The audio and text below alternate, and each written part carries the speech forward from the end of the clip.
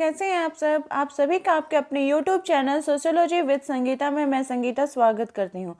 आज हम लोग का डे 7 है, जिसमें हम लोग क्वेश्चन नंबर 121 से लेकर 140 तक के क्वेश्चंस को पूरे डिटेल्स एक्सप्लेनेशन में देखेंगे। ये 1000 क्वेश्चंस का सीरीज चल रहा है, जिसमें आप लोगों को आज को 121 क्वेश्चन से लेकर 140 तक के क्वेश्चन को पूरे डिटेल्स एक्सप्लेनेशन में बताया जाएगा। और ये जितने क्वेश्चन है ये आपके प्रीवियस ईयर के यूपी पीजीटी का एग्ज़ाम हो या फिर आपका पीजीटी का जो एग्ज़ाम है सोशियोलॉजी का, उससे लेकर क्वेश्चन को बनाए गए हैं। तो चलिए क्लास को लेट ना करते हुए स्टार्ट करते हैं। आज का हमारा फर्स्ट क्वेश्चन यानी क्वेश्चन नंबर 121 पूछा जा रहा है कि ये किसने कहा है कि समाजशास्त्री आधुनिक समाज के पुजारी हैं। यानी कि पूछा जा रहा है कि किसने कहा है कि जो समाजशास्त्री हैं वो आधुनिक समाज के पुजारी उन्हें बोला गया है। यहाँ पे आपके 4 ऑप्शन हैं, max weber, Emmanuel दुर्कheim, Auguste Comte और कार्ल मार्क्स। तो इसका जो सही आंसर है वो हो जाएगा अगस्त कॉम्ट के द्वारा, जिन्हें समाजशास्त्र का जनक भी कहा जाता है। उन्होंने समाजशास्त्र की स्थापना 1838 में की थी। अगस्त कॉम्ट के अनुसार मानवता के धर्म की जो सरकार पुरोहितों के द्वारा संचालित होती है, ये पुरोहित धर्मशास्त्री नहीं बल्कि वैज्ञानिक और जो कलाकार होते हैं वे होते हैं। और इन पुरोहितों को ही क्या कहा जाता है, सांसारिक शक्ति प्राप्त होती है और इन्हें आधुनिक समाज का जो पुजारी है वो बोला जाता है। हमारा क्वेश्चन नंबर 122 पूछा जा रहा है कि अगस्त कॉम्ट के शिक्षक थे। ऐसे तो अगस्त कॉम्ट अपने स्कूली जीवन में वे बेंजामिन फ्रैंकलिन से बहुत ही अधिक प्रभावित थे। उन्हें आधुनिक सुकरात की भी संज्ञा कॉम्ट के द्वारा दी गई थी। तो फिर जब वो 20 साल के हुए तो उसके बाद वो सेंट साइमन के संपर्क में आते हैं और उन्हें अपना शिक्षक मानते हैं। हमारा क्वेश्चन नंबर 123 पूछा जा रहा है कि किस समाजशास्त्री ने मैक्स वेबर के वर्सेटेहन जो बौद्ध पद्धति है उसका प्रयोग हेतु प्रेरित किया था। मैंने किस समाजशास्त्री ने वर्सेटेहन को प्रेरित किया था, उनको मोटिवेट किया था कि आप जो वर्सेटेहन का जो पद्धति है वो मैक्स वेबर जैसे यूज़ करें। तो यहाँ पे आपके 4 ऑप्शन है, हीगल, समनर, डिल्थे और फर्लेन। तो इसमें से जो सही आंसर है वो हो जाएगा डिल्थे के द्वारा। कुछ समाज वैज्ञानिकों ने प्राकृतिक तथा सामाजिक विज्ञानों के भिन्न भिन्न विषय वस्तु और उनकी प्रकृति के आधार पर यह स्वीकार किया कि जो ज्ञान है वो 2 विधाओं में 2 रूप से मिलती हैं। तो डिल्थे ने इसी के आधार पर कहा कि प्राकृतिक तथा सामाजिक वैज्ञानिकों के जो भिन्न उपागम है तथा उनकी जो शोध पद्धति का प्रयोग करना चाहिए। इसी पे विचार से मैक्स वेबर को वर्सेटेहन समाजशास्त्र को विकसित करने के लिए प्रोत्साहित किया गया। अब आप कह सकते हैं कि वर्सेटेहन पद्धति आखिर होती क्या है। तो वर्सेटेहन जो है वो समाज शास्त्र के एक विषय वस्तु है, एक भाषा है जो कि एक जर्मन भाषा है। और इस शब्द का जो अभिप्राय है वो यह होता है कि अंतर्दृष्टि तथा व्यक्तिगत बोध से, समझ से एक व्यक्ति सामाजिक अंतःक्रिया तथा दूसरे की भूमिका का निर्वाह द्वारा प्राप्त करता है। यानी कि जो व्यक्ति है वो समाज के अंदर किस प्रकार की भूमिका अदा कर रहा है, उसका जो व्यक्तित्व क्या है और दूसरे उसके बारे में क्या सोचते हैं, इसे ही वर्सेटेहन पद्धति बोला जाता है। हमारा क्वेश्चन नंबर 124 पूछा जा रहा है कि महात्मा गांधी के राम राज्य की अवधारणा की क्या विशेषताएं थी, साम्यवाद की, पूंजीवाद की, धर्म प्रधान की या लेसेज-फेयर की। तो महात्मा गांधी ने जो अपना रामराज की जो अवधारणा दी थी, उनकी जो विषय वस्तु थी वो थी साम्यवाद की। उन्होंने साम्यवाद की अवधारणा जो है वो रामराज की अवधारणा का विशेष पॉइंट बताया था। हमारा क्वेश्चन नंबर 125 पूछा जा रहा है कि निम्न में से कौन विनिमय सिद्धांत के अध्ययन का केंद्र बिंदु है।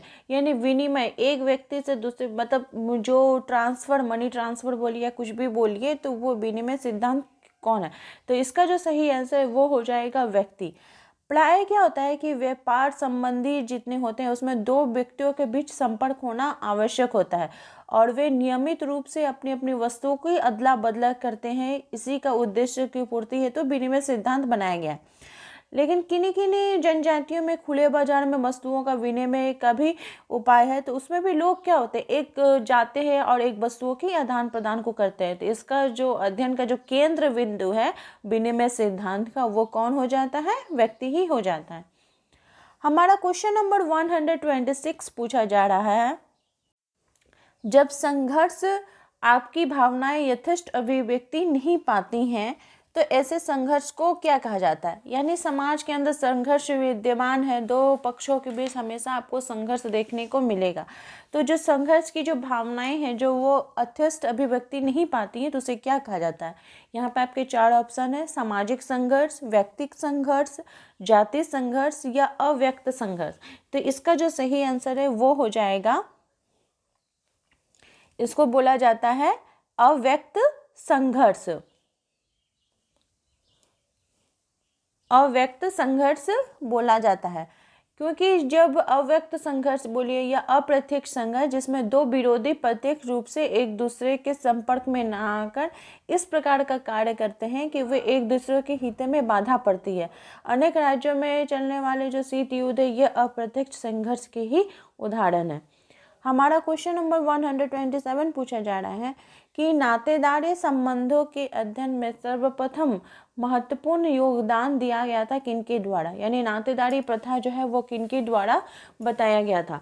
टाइलर के द्वारा, मार्गन के द्वारा, मेलिनोवस्की के द्वारा या क्रिश बाउंड के द्वारा। तो इसका जो सही आंसर है वो हो जाएगा मार्गन जी के द्वारा नातेदारी प्रथा का सर्वप्रथम वर्णन किया गया था। उन्होंने अपने शब्दावली में इसका बहुत ही गहरा अध्ययन किया था। इसके लिए वे न्यूयॉर्क राज्य के जो इराक्वीस जनजाति है वहाँ पे जाकर उनके जीवन का अध्ययन करते हैं। इसके आधार पर वे नातेदारी को 2 भागों में बांटते हैं। पहला हो जाता है वर्णनात्मक संबंध सूचक संज्ञाएं और दूसरा हो जाता है विशिष्टात्मक संबंध सूचक संज्ञाएं। इसमें वे नातेदारी के संबंधों के बारे में, उनकी प्रथाओं के बारे में बताते हैं। हमारा क्वेश्चन नंबर 128 पूछा जा रहा है कि भारत में जजमानी व्यवस्था का अध्ययन किया गया था। यानी भारत में जजमानी प्रथा का अध्ययन सर्वप्रथम किनके द्वारा किया गया था। तो इसका जो सही आंसर वो हो जाएगा W.H. वाइजर के द्वारा। उन्होंने 1958 में इस जो व्यवस्था है उसका सर्वप्रथम उन्होंने उत्तरी गाँव के एक गाँव के विभिन्न जनजातियों के जजमान कामीनों के संबंधों को बताकर इस प्रथा का उन्होंने वर्णन किया था। हमारा क्वेश्चन नंबर 129 पूछा जा रहा है कि लैटिन भाषा में जेनिटर शब्द का अर्थ क्या है। जेनिटर का तात्पर्य क्या है। ये देखिए, सब सोशियोलॉजी में शब्दावली बहुत ही ज़्यादा इंपॉर्टेंट हो जाती है। तो यहाँ पर आपको पूछा जा रहा है कि जेनिटर शब्द का अर्थ क्या है। जैविकीय प्रतित्व, सामाजिक प्रतित्व, रचयिता या उपयोग में से कोई नहीं। तो इसका जो सही आंसर हो जाएगा वो हो जाएगा जैविकीय प्रतित्व, यानी जेनिटर, जेनेटिक, यानी जैविक की आपका जो गुणधर्म है उसके बारे में। हमारा क्वेश्चन नंबर 130 पूछा जा रहा है कि जब उच्च जाति लड़की निम्न जाति के लड़के से विवाह करती है तो उसे क्या कहा जाता है। ब्रह्म विवाह, देव विवाह, असुर विवाह या आर्ष विवाह। तो इसका जो सही आंसर है वो हो जाएगा आपका प्रतिलोम विवाह बोल सकते हैं, और जिसे आर्ष विवाह भी बोला जाता है। हमारा क्वेश्चन नंबर 131 पूछा जा रहा है कि हिंदू विवाह में जिसमें पुत्री किसी पुरोहित को भेंट किया जाता है तो वह क्या कहलाता है। ब्रह्म विवाह, देवी विवाह, असुर विवाह या आर्ष विवाह। तो देखिए, यहाँ पे आपको अगर विवाह के 8 प्रकारों के बारे में जानना है तो आप मेरे वीडियो की लिस्ट में जाकर इसे देख सकते हैं। विवाह के 8 प्रकारों के बारे में बताया जा चुका है। तो इसका जो सही आंसर है वो हो जाएगा देव विवाह में कन्या के पिता एक यज्ञ की व्यवस्था करते हैं और अलंकारों से अपनी पुत्री को सजाकर दान के रूप में उस व्यक्ति को दिया जाता है जो उस यज्ञ को उचित ढंग से पूरा करता है। और इस विवाह का जो प्रचलन है वो प्राचीन काल में बहुत अधिक था, लेकिन वर्तमान में ना यज्ञ का अधिक प्रचलन है ना ही इस प्रकार के देव विवाह का प्रचलन है। हमारा क्वेश्चन नंबर 132 पूछा जा रहा है कि भारत में कुछ जनजातियों में किसी लड़की से विवाह करने के पूर्व लड़के द्वारा अपनी शक्ति सिद्ध करने की प्रथा है। इस प्रथा को क्या कहा जाता है। परिवीक्षा विवाह, घुसपैठ विवाह, परीक्षण विवाह या शक्ति विवाह। तो इसका जो सही आंसर है वो हो जाएगा आपका परीक्षण विवाह।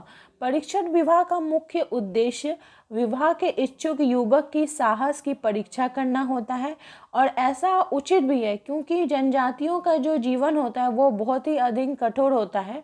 तो इस प्रथा का उत्तम उदाहरण आपको देखने के लिए गुजरात की जो भील जनजातियां हैं वहाँ पे आपको देखने को मिलेगा। हमारा क्वेश्चन नंबर 133 पूछा जा रहा है कि अनुवादी परिवार की अवधारणा किसके द्वारा दी गई थी। तो अनुवादी परिवार की जो अवधारणा है किनके द्वारा दी गई थी? मर्डॉक के द्वारा, वार्नर के द्वारा, दुर्खिम के द्वारा या जिम्मरमैन के द्वारा।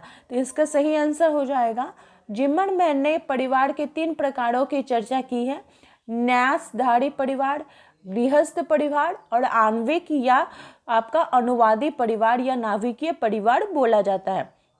हमारा क्वेश्चन नंबर 134 पूछा जा रहा है कि अनुकूलन परिवार और प्रजनन परिवार का विभेद किया गया था। तो अनुकूलन यहाँ पे आपके 4 ऑप्शन है, मर्डॉक के द्वारा, मैकाइवर के द्वारा, वार्नर के द्वारा या मॉर्गन के द्वारा। तो अनुकूलन परिवार का जैसे वार्नर ने, इसका सही आंसर हो जाएगा वार्नर, और उन्होंने परिवार के 2 प्रकारों का वर्णन किया था, जन्म मूलक परिवार या प्रजनन आपका जो परिवार उसके बारे में। तो वो परिवार जिसमें व्यक्ति जन्म लेता है तथा उसका पालन पोषण होता है उसे जन्म मूलक परिवार कहा जाता है, और ऐसे परिवार में व्यक्ति के माता पिता एवं उसके अविवाहित भाई बहन होते हैं, और प्रजनन मूलक परिवार का निर्माण व्यक्ति विवाह के बाद करता है। तो अनुकूलन परिवार या प्रजनन परिवार का वर्णन किन के द्वारा किया गया है? वार्नर के द्वारा किया गया है। हमारा क्वेश्चन नंबर 135 पूछा जा रहा है कि उत्पादन प्रक्रिया में कार्ल मार्क्स के अनुसार अधिकतम भूमिका होती है। कोई भी चीज़ का जब आप उत्पादन कर रहे हैं, चाहे वो वस्तु हो या कृषि के संदर्भ में हो, तो उसका मेन कौन सा जो होता है वो अधिकतर है। तो कार्ल मार्क्स ने इसमें सबसे जो महत्वपूर्ण भूमिका है वो आपका बताई है पूंजी की। उन्होंने ऐसा क्यों बताया है? क्योंकि उत्पादन विधि जो मार्क्सवादी विश्लेषण का एक केंद्रीय संकल्पना है, इसमें 2 पक्ष होते हैं। एक तो होता है कि उत्पादन की शक्तियाँ, और दूसरा हो जाता है उत्पादन संबंध। तो मार्क्स के अनुसार क्या होता है कि जब समस्त सामाजिक जो व्यवस्थाओं जो होती हैं वो जिस आधार पर चलती हैं, तो उस आधार की पूर्ति के लिए आर्थिक और सामाजिक रूप बहुत ही ज़्यादा महत्वपूर्ण हो जाता है। और कोई भी चीज़ का आप जब उत्पादन कर रहे हैं तो पूंजी की आवश्यकता बहुत अधिक होती है, क्योंकि बिना पैसा के कुछ भी नहीं हो सकता है। हमारा क्वेश्चन नंबर 136 पूछा जा रहा है कि प्रिमिटिव कल्चर के लेखक का नाम क्या है। तो प्रिमिटिव कल्चर और anthropology introduction to the study of man and civilisation, sir Edward जो बर्नेट थे उन और टाइलर, उनकी 2 प्रमुख कृतियां हैं। तो इसका सही आंसर हो जाएगा टाइलर, इनकी ही रचना का नाम है प्रिमिटिव कल्चर। हमारा क्वेश्चन नंबर 137 पूछा जा रहा है कि गोल्डन बाउ के लेखक कौन है। तो द गोल्डन बाउ और टोटेनिज्म एंड इकोनॉमी जो पुस्तक है इसके लेखक का नाम है आपका हो जाता है वुडवर्ड फ्रैंकलिन फ्रेजर। तो जेम्स फ्रेजर भी इन्हें बोला जाता है। हमारा क्वेश्चन नंबर 138 पूछा जा रहा है कि आर्थिक तंगी के कारण किसी गांव का भूमिहीन मजदूर किसी शहर जाकर फैक्ट्री मजदूर बन जाता है, तो ये किसका उदाहरण है? क्षैतिज गतिशीलता का, ऊर्ध्वाधर गतिशीलता का, या फिर सामाजिक गतिशीलता का, या आर्थिक गतिशीलता का। तो ये जो उदाहरण है ये क्षैतिज गतिशीलता का उदाहरण है, जब किसी व्यवस्था में कोई किसी कारण से जो व्यक्ति की जो भूमिका है उसमें परिवर्तन होता है। जैसे पहले वो गांव में खेतीहर किसान था, अब वहाँ शहर में जाकर वो मजदूर का स्थान प्राप्त कर लिया है, और मजदूर के स्थान से काम करने से उसका जो दूसरा कार्य था वो अलग हो जाता है, उसके सम्मान में उसकी प्रतिष्ठा में भी परिवर्तन आता है, तो उसे क्षैतिज गतिशीलता बोला जाता है। हमारा क्वेश्चन नंबर 139 पूछा जा रहा है कि निम्नलिखित में से किस में वर्ण व्यवस्था का प्रथम उल्लेख प्राप्त होता है। सबसे पहले आपको वर्ण व्यवस्था देखने को कहाँ मिलती है? तो जैसा कि हम सभी जानते हैं कि सबसे पहले हम लोग को ऋग्वेद में वहाँ पे पुरुष सूक्त जब आप पढ़िएगा तो उसमें सर्वप्रथम आपको वर्ण वेद के बारे में पता चलेगा। हमारा क्वेश्चन नंबर 140 पूछा जा रहा है कि जो एम.एन. श्रीनिवास जी थे, उन्होंने जब संस्कृतिकरण की अवधारणा दी तो उनकी किस पुस्तक में उन्होंने इसके बारे में बताया था। तो इसका सही आंसर जो हो जाएगा वो हो जाएगा religion and society among the कुक्स of south India. दक्षिणी भारत के वो कुक्स जनजातियों का वो अध्ययन करते हैं और उसका अध्ययन करने के बाद वो संस्कृतिकरण की अवधारणा को प्रस्तुत करते हैं। तो आई होप आपको आज की जो क्वेश्चन है वो आपको आने वाले एग्जाम के लिए बहुत ही ज़्यादा हेल्पफुल रही होगी। अगर आपको ये वीडियो अच्छी लगती है तो प्लीज़ आप दोस्तों तक ज़्यादा से ज़्यादा शेयर करें। अगर मेरे चैनल पर नए हो तो प्लीज़ इसे सब्सक्राइब करें। मेरे चैनल के साथ बने रहने के लिए आप सभी का धन्यवाद।